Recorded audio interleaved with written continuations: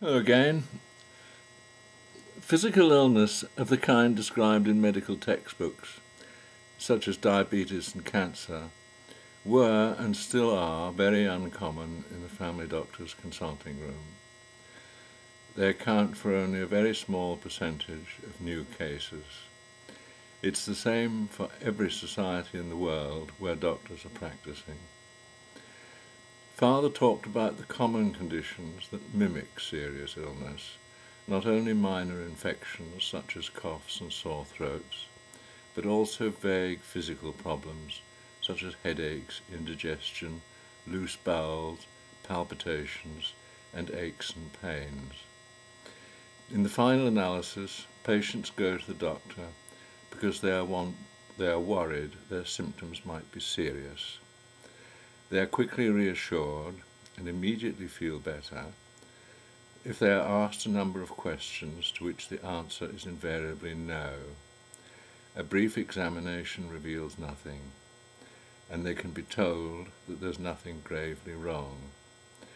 A good consultation is like good theatre.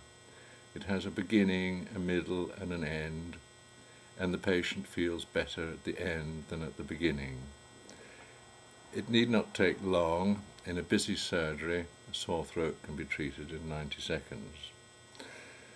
Father often spoke of the power of suggestion and stressed the importance of never implying that an illness might be more serious than it was. He counselled against using words like ulcer and cancer.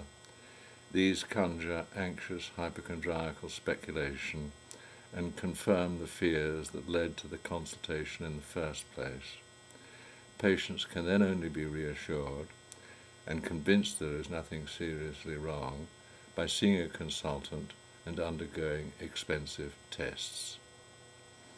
Although he never actually stated it in so many words, I could see how, in the old days, this was a way of creating wealthy hypochondriacs to supplement meagre incomes.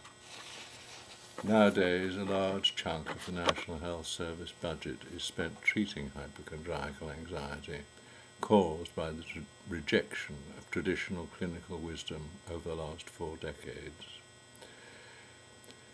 Having told patients that their symptoms were not serious, he stressed that it was counterproductive to introduce an element of doubt by telling them to come back if they did not feel better. If they do not feel better, they'll come back anyway. In the old days, family doctors had 3 surgeries a day, morning, afternoon, and evening. In this way, patients were seen within an hour or 2 of deciding to go to the doctor. They were not left in limbo for a day or 2, as happens nowadays. Working men were free to go to the doctor after work, without taking time off, or suffering the breach of confidence entailed in seeking permission from the boss. Doctors were thus very accessible and close to the community. Furthermore, there were no receptionists asking whether it was urgent. In effect, all cases were treated as urgent. Patients simply sat in the waiting room and patiently waited their turn. If patients felt too ill to go to the surgery, perhaps running a temperature, they could request a visit.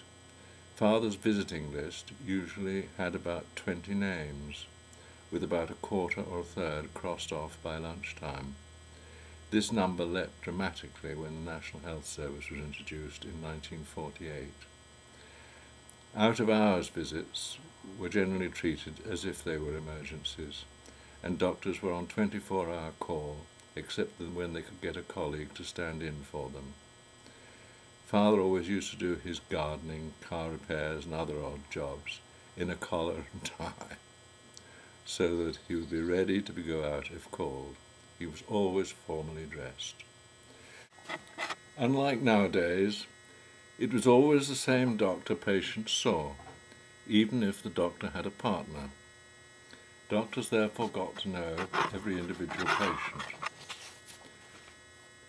Doctors meet people from all walks of life, often with their trousers down. They acquire a shrewd understanding of human nature, of all classes of society. In those days, patients not only consulted if they didn't feel very well, they also consulted about the management of everyday problems, understanding their wives, husbands, children, even employers and neighbours. Doctors performed what clergymen call a pastoral role, or what is nowadays called counselling. With his down-to-earth upbringing, Father gave down-to-earth advice, and his patients loved him for it. Having smoked since he was a lad, Father would offer a cigarette to troubled patients to chat to them. Patients found it very therapeutic. It was common practice amongst family doctors in those days, and there was a large ashtray on his desk.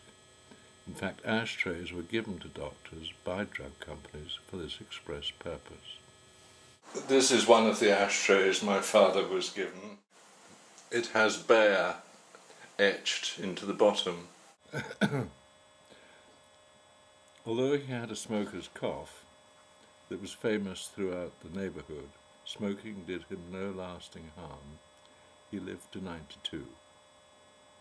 So-called experts forget that there are two ways of inhaling a cigarette: social puffs that are safe, and anxious drags to the bottom of the lungs that over time cause damage.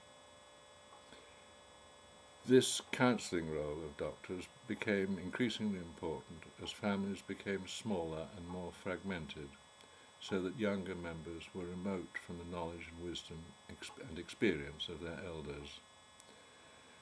When it came to high blood pressure, for example, the likeliest cause is some nagging worry.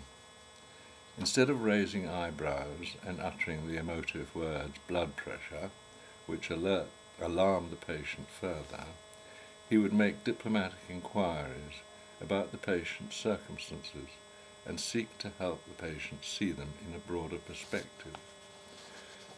Father always advised his patients rather than dictating doctors' orders. They were given the responsibility for their own care. He stressed the importance of not allowing patients to become dependent. When it came to fees, being an Aberdonian, Father was generous but thrifty. His predecessor in the practice in 1933 had been a little lax in collecting what was owed. After a year or so, Father chased those he knew he could afford to pay with a debt collector, while respecting the predicament of those who were less well off. Word of this no-nonsense approach quickly spread, and thereafter patients paid promptly.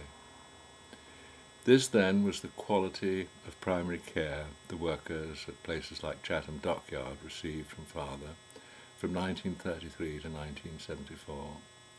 It was not exactly the picture painted by politicians and press.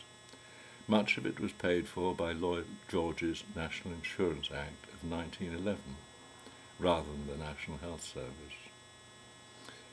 So that summarises the knowledge of medicine I had acquired by the time I went to medical school in 1954. I can now move on to the things I found out later. Bye for now.